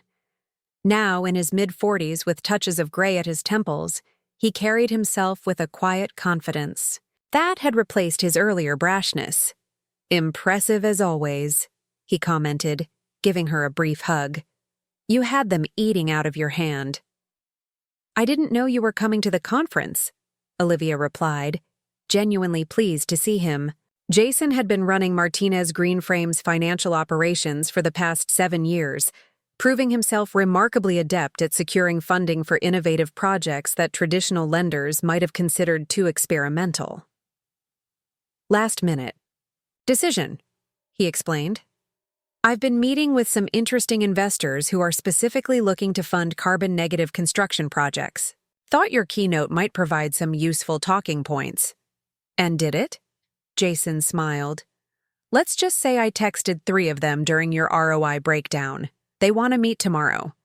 Their conversation was interrupted by Olivia's assistant, who discreetly reminded her of her next commitment, a working lunch with the California state architect to discuss potential public-private partnerships for sustainable affordable housing. We'll catch up tonight at dinner, Olivia promised Jason. Bring those investor details. If they're serious, we should fast-track the Austin project to present to them. As she navigated the busy conference center toward her next meeting, Olivia reflected on how naturally she and Jason now collaborated, their former animosity replaced by mutual respect. He had ultimately found his place within the company, leveraging his financial acumen in service of a vision he had come to share. The transformation had been gradual but profound, another example of how the merger had eventually benefited everyone involved. The lunch meeting with the state architect, Teresa Diaz, took place in a private dining room with views of the San Francisco Bay. The discussion quickly moved beyond generalities to specific proposals for addressing California's dual crises of housing affordability and environmental sustainability. The state has land and funding, Teresa explained, spreading out maps of potential development sites. What we lack is the expertise to execute quickly without compromising on environmental standards. Your Seattle and Denver models have impressed a lot of people in Sacramento. Olivia studied the locations carefully. We'd need to adapt our approaches for California's specific challenges: seismic considerations, wildfire risks, water conservation. But the fundamental principles would translate well. That's exactly why we wanted to talk with Martinez Greenframe rather than local developers. Teresa nodded. Your track record of adapting sustainable methods to different regional conditions is unmatched. By the end of the lunch, they had outlined a framework for a pilot project, a 100-unit affordable housing development that would serve as a template for larger-scale implementation if successful. Olivia left with a sense of excitement about the social impact dimensions of the potential partnership.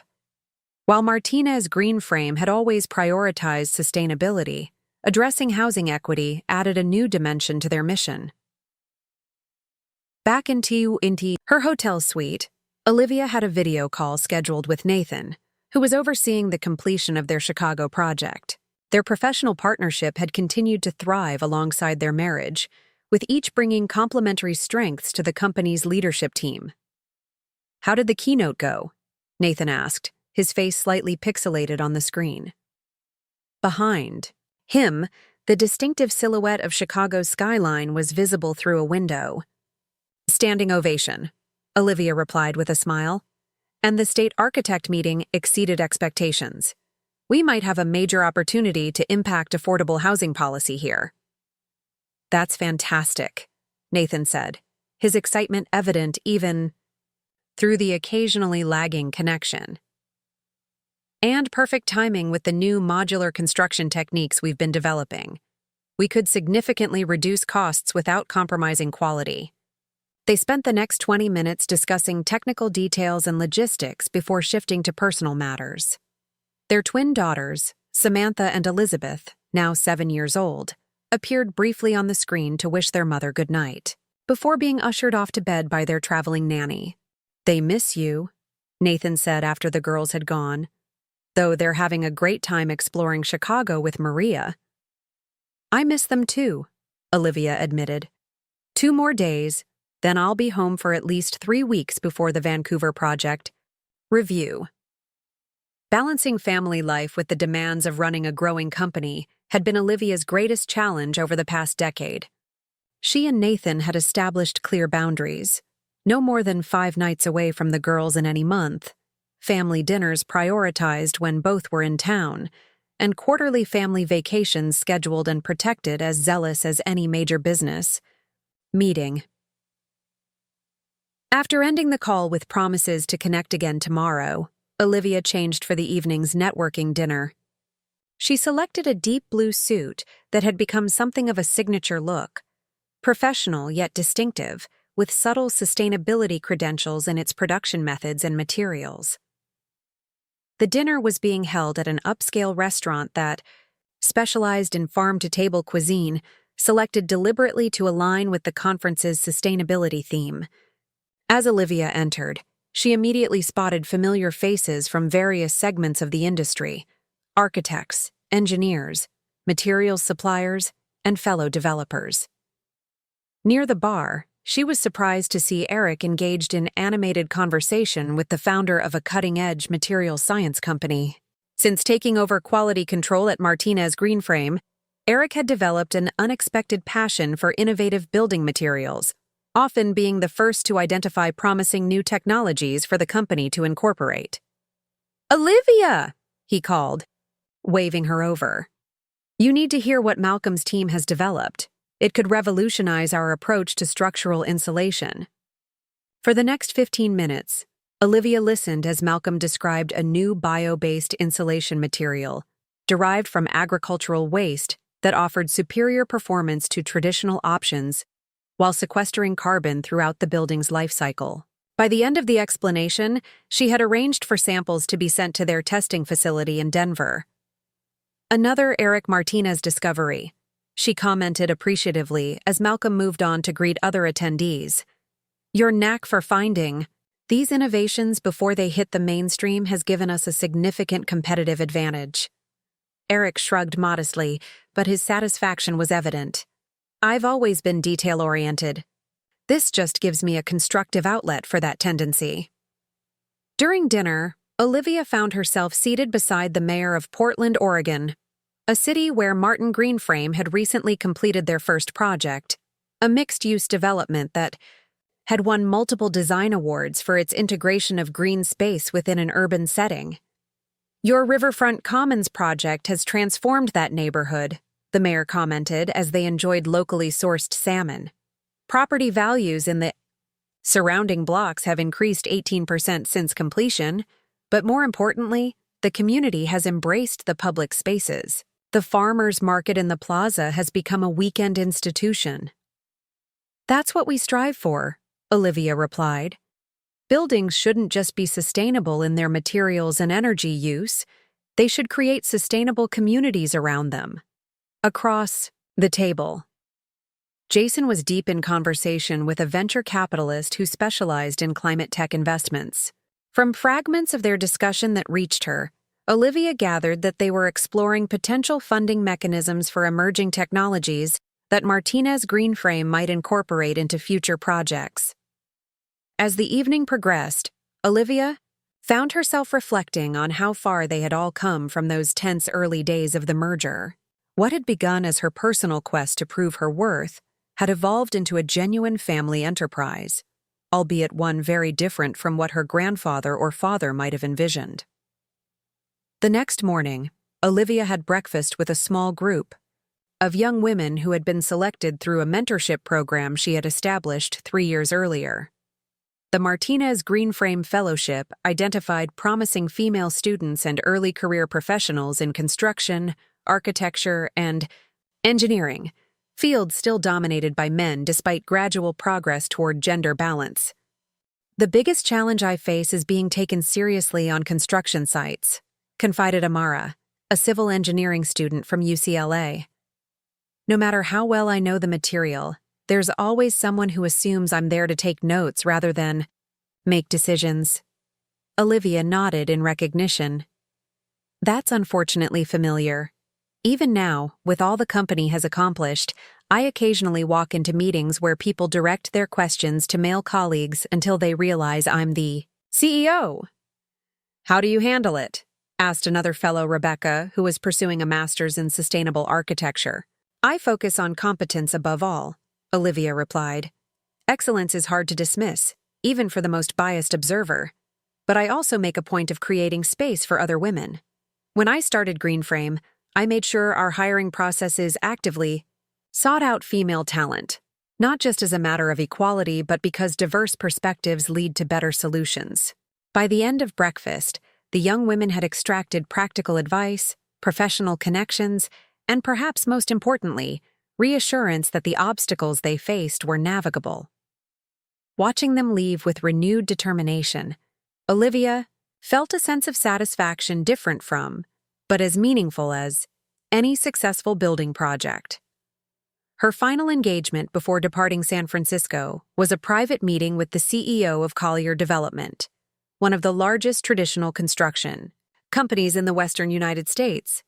They had requested the meeting through mutual connections, and while Olivia had initially been skeptical of their intentions, curiosity had won out. Howard Collier greeted her in his temporary office in the financial district, a man in his 60s, with the weathered look of someone who had started his career on actual construction sites before moving to the executive suite. "Thank you for making time, Ms. Martinez," he began, dispensing with small talk. "I've been following your company's growth with interest."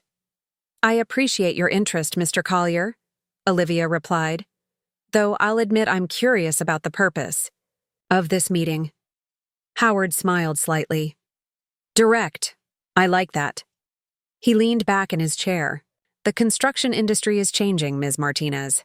Sustainability isn't a niche concern anymore. It's becoming a market requirement. Regulations are tightening, clients are demanding it, and frankly, the science is clear about the necessity." "Agree with that assessment?" Olivia nodded. "Though I wouldn't have expected Collier Development to be particularly concerned with these shifts, given your focus on conventional methods and materials." "That's precisely why I wanted to meet," Howard said. "Collier has scale, market penetration, and 6 decades of relationships across the industry. What we lack is authentic expertise in sustainable building practices. We've made attempts, of course, hired consultants, implemented superficial green measures. But it's not part of our DNA the way it is for Martinez Greenframe," Olivia began, to see where the conversation was heading. Are you proposing some sort of collaboration? I'm proposing a partnership, Howard clarified. Not a merger or acquisition. Both our companies are too established in their identities for that to work. But a strategic alliance that leverages Collier's scale and Martinez Greenframe's sustainable expertise. The idea was intriguing. While Martinez Greenframe had grown impressively over the past decade, Collier operated at a different magnitude entirely, with projects throughout North America and footholds in Asian markets. A partnership could potentially accelerate the adoption of sustainable practices across the industry far more rapidly than Martinez Greenframe could accomplish alone. What exactly would this partnership entail? Olivia asked, maintaining a neutral expression despite her interest. Joint ventures on major projects, Howard explained. Cross-training of our respective teams. Collaborative R&D for new construction methods. Perhaps most significantly, developing standardized sustainable building protocols that could become industry benchmarks. They spent the next hour outlining potential structures for such a partnership, with Olivia carefully probing to ensure that any collaboration would maintain Martinez Greenframe's integrity and values. By the end of the discussion, she was cautiously optimistic about the possibilities, though committed to thorough due diligence before proceeding. I'll need to discuss this with my leadership team, she told Howard as their meeting concluded. But I appreciate the thoughtful approach. 10 years ago, I don't think this conversation would have been possible. 10 years ago, I wouldn't have initiated it, Howard admitted candidly. But the industry evolves, and companies either evolve with it or become obsolete. Your vision of what construction could be, should be, has proven itself not just viable, but necessary. As her car took her to the airport for her flight home to Denver, Olivia found herself contemplating the implications of the Collier proposal. What had begun as her personal journey to prove her worth against family rejection had expanded far beyond any outcome she could have imagined in those early days. Now, she faced decisions not just about the future of her company, but potentially about the future of sustainable building practices on a global scale. The responsibility was enormous, but so was the opportunity to magnify the impact of the principles she had fought to establish. Denver International Airport welcomed her with familiar efficiency. As she made her way through the terminal, Olivia passed a massive construction site where crews were building the airport's new Sustainable East Terminal, a Martinez Greenframe project that would incorporate solar generation, advanced water, conservation systems, and biophilic design elements. The site reinforced what she had known intuitively for some time. The work she was doing transcended personal vindication. It had become about creating lasting change, about transforming an industry that had significant impact on both environmental sustainability and human experience. Her driver was waiting at arrivals, ready to take her home to the renovated historic property where she and Nathan had raised their daughters, a showcase of how traditional architecture could be respectfully modernized with sustainable technologies. Tonight, there would be family dinner, bedtime stories with the twins, and quiet conversation with Nathan about the week's developments. Tomorrow, there will be decisions to make about California housing projects, potential partnerships with Collier, development, and the ongoing expansion of Martinez Greenframe's vision. The journey that had begun with rejection had led to something far more meaningful than mere success. It had led to impact.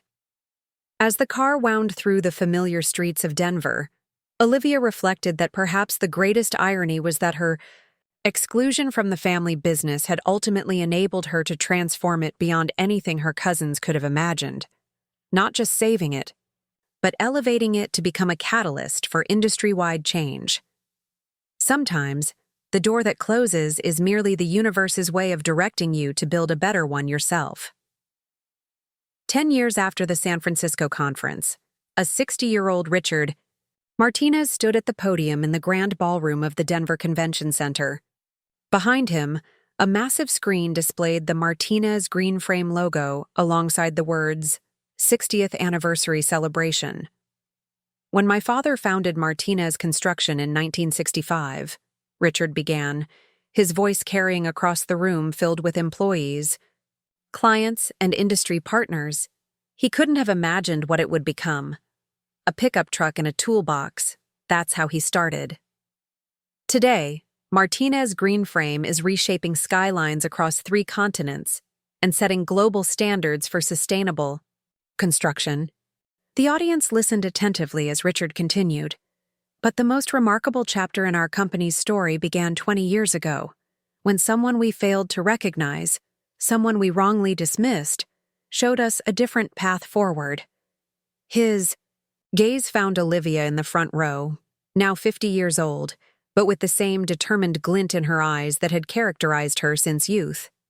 Beside her sat Nathan, their teenage twins Samantha and Elizabeth, and Eleanor, now in her 80s, but still sharp and elegant. My niece Olivia didn't just save the Martinez name when our company was failing, Richard acknowledged openly. She transformed it into something far greater than we could have built ourselves. And in doing so, she taught all of us a lesson about vision, perseverance, and the courage to forge new paths. As Richard yielded the podium to the current COO, Eric, who had eventually grown into a highly respected operational leader, Olivia squeezed Nathan's hand. These public acknowledgments of her journey were no longer rare, but they still carried emotional weight, especially coming from family members who had once shut the door on her ambitions. The celebration continued with a series of presentations, highlighting significant projects from the company's history. The chronology was telling. Modest commercial buildings from the early years, increasingly ambitious developments during the Michael and Richard era, the crisis period, and then the explosive growth and innovation following the merger with Greenframe. Video. Testimonials from clients, partners, and employees were interspersed throughout the program. Jason appeared in one segment, now serving as the company's Chief Financial Innovation Officer, speaking about how Martin Greenframe had pioneered new funding models for sustainable development that had since been adopted industry-wide. During a brief intermission, Olivia circulated through the crowd, greeting longtime employees and industry colleagues. She paused to chat with Maria Chen, who had started as an intern in the Quality Control Department 15 years earlier, and now led the company's Asian operations from their Singapore office. The Tokyo project is ahead of schedule, Maria reported, enthusiastically. And the carbon-neutral certification is practically guaranteed based on our current metrics. Excellent work, Olivia nodded with approval. And the community engagement initiatives? Even better than Denver, Maria smiled. The rooftop urban farm concept has been particularly successful. We've had to establish a waiting list for community garden plots. This focus on creating buildings that served both environmental and community needs had become a hallmark of Martinez Greenframe projects worldwide. Under Olivia's leadership, the company had expanded the definition of sustainability beyond materials and energy efficiency to encompass social impact and community integration. As the program resumed, Olivia returned to her seat for the highlight of the evening, a short documentary titled Building Tomorrow: The Martinez Greenframe Legacy. The lights dimmed, and the screen filled with historical footage of Samuel Martinez at early construction sites, interspersed with contemporary images of the company's landmark projects around the world. The documentary traced the company's evolution, including the challenging period when Martinez Enterprises nearly collapsed under Richard and her cousin's management. It didn't shy away from acknowledging Olivia's initial rejection and subsequent founding of Greenframe, though it framed the story as one of ultimate reconciliation and shared success rather than triumph over adversity. As the film concluded to enthusiastic applause, the program's MC announced, "And now, please welcome to the stage the architect of the modern Martinez Greenframe, our CEO and chairwoman, Olivia Martinez Wilson." Olivia approached the podium amid a standing ovation, taking a moment to survey the room filled with people who had contributed to the company's journey. Some, like her longtime assistant David Wilson, no relation to Nathan, but now the company's chief of staff, had been with her since the early Greenframe days. Others represented the new generation of leadership that would eventually succeed her. "Thank you all for being here tonight," she began. 60 years is a remarkable milestone for any company, but especially one in an industry that has seen such dramatic transformation. The Martinez name has endured because at critical junctures, this company has been willing to evolve, sometimes by choice, sometimes by necessity. She paused, allowing her gaze to move across familiar faces. "My grandfather built this company on a foundation of quality and reliability. My father expanded that vision to embrace innovation and excellence. When I found myself excluded from that legacy 20 years ago, I could have walked away entirely. Instead, I chose to build something that honored those values while pioneering new ones." The room was silent, attendees hanging on her words. Olivia rarely spoke this openly about the personal aspects of the company's history. The merger of Martinez Enterprises and Greenframe wasn't just a business transaction, she continued. It was a reconciliation of past and future, of tradition and innovation. It taught me that sometimes the path forward requires both preserving what's valuable from the past and having the courage to create something entirely new. Olivia then shifted to the future, outlining the company's ambitious goals for the next decade: carbon-negative construction methods, regenerative building, technologies, expansion into emerging markets with sustainable urban planning expertise. But the heart of her message was more personal. "As I look toward the future, I'm reminded that none of us builds anything truly meaningful alone. The success we celebrate tonight is the result of thousands of hands, minds, and hearts working together toward a common purpose, creating spaces that honor both human needs and our planetary boundaries." She gestured toward her family in the front row. "I've been fortunate to have partners in this journey who understood that vision. My husband, Nathan, whose engineering brilliance has made so many of our innovations possible. My uncle Richard, and cousins Jason and Eric, who embraced change even when it was difficult. My mother, Eleanor, whose unwavering support sustained me through the challenging early days." Olivia's voice softened as she addressed the next generation. "And to my daughters, Samantha and Elizabeth, who have grown up watching this company evolve and who represent the future of the Martinez legacy. Thank you for sharing your mother with this enterprise that has demanded so much of my time and energy." She concluded with a toast that echoed her uncle's words from those Sunday dinners of her childhood, but with a meaningful twist. To family first, business second, and to the understanding that true family extends beyond blood to embrace all those who share our values and vision. The celebration continued well into the evening, with dinner followed by dancing and countless conversations among people connected by the Martinez Greenframe story. Olivia found a quiet moment with Eleanor, who had stepped away from the noise, to rest in a comfortable chair near the edge of the ballroom. "Your father would be bursting with pride," Eleanor said, patting the seat beside her in invitation. "Not just at what you've built, but at how you built it." Olivia sat, grateful for her mother's perspective. "I still wish he could have seen it all." "Oh, I think he can," Eleanor replied with a serene smile. "And I think he especially would have. Loved watching you mentor those girls of yours.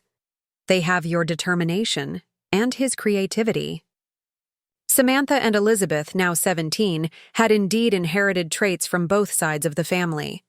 Samantha showed a natural aptitude for design and architecture, while Elizabeth gravitated toward environmental science and policy. Whether either would eventually join the family business remained an open question, one that Olivia and Nathan had deliberately left to them to answer in their own time. "We've come a long way from that day in Richard's boardroom," Olivia reflected. "Sometimes I wonder how differently things might have unfolded if they had welcomed me then." "The universe has its own wisdom," Eleanor said thoughtfully. "If they had given you a place at their table, you might never have built your own. And look at what you've created instead." Across the room, Olivia caught sight of Jason deep in conversation with a group of young financial analysts who had recently joined the company through its renowned management training program.